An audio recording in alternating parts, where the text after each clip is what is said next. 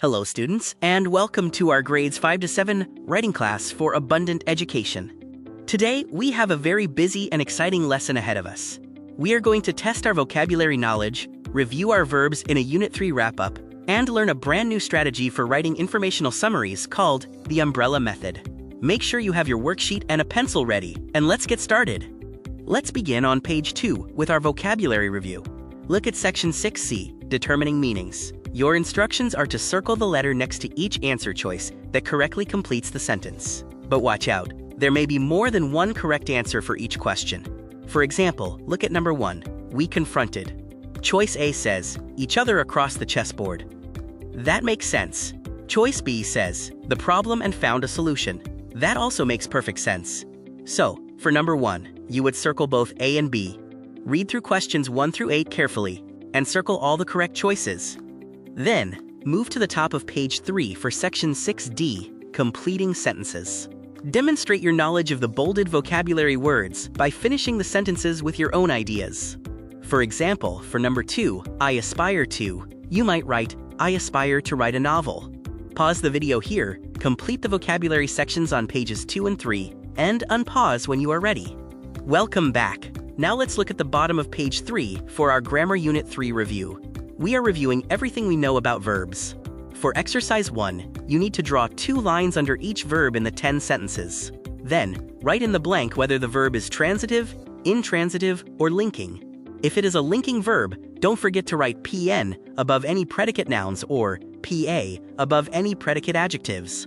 For exercise 2, you are identifying the tense or form of the verb. Draw 2 lines under the verb or verb phrase, and then write its tense in the blank. Your choices are present, past, future, present perfect, present progressive, or past progressive. Pause the video now to complete your grammar review.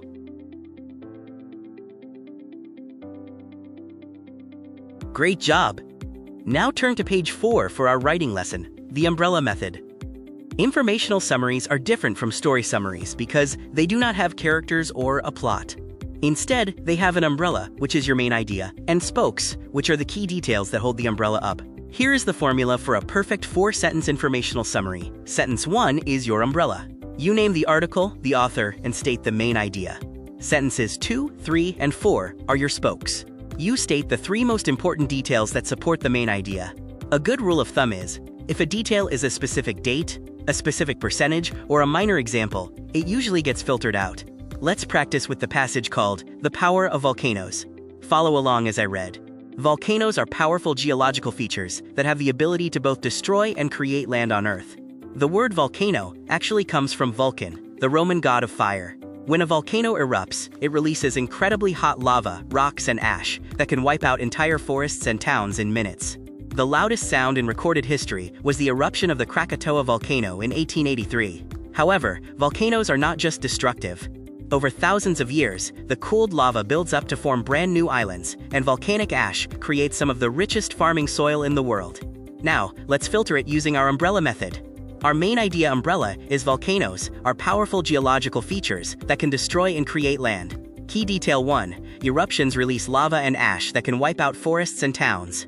Key detail 2, cooled lava and ash eventually create new islands and rich farming soil.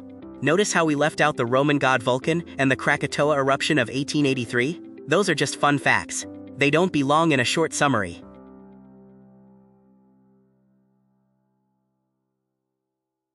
Let's try this together on page 5. Read the paragraph about the mysteries of the deep. Take your pencil and draw a straight line through any sentence that is just a fun fact or a tiny detail that we don't need. Then, use a highlighter to mark the sentence that tells us the main idea. Pause the video to filter out the fun facts. Welcome back. You should have crossed out the sentence about the anglerfish looking like a light bulb and the sentence about the school bus parked on your chest. Those are fun facts, but they are not key details. Now for your final assignment. Look at part 3. Build your own summary. You are going to use the assigned article provided by your teacher to build your own 4-sentence summary. Fill out the boxes to identify your umbrella main idea and your 3 key details. Once your boxes are filled, write those 4 sentences together as a single paragraph, and remember to use transition words to make it sound smooth. Pause the video here to complete your final summary assignment.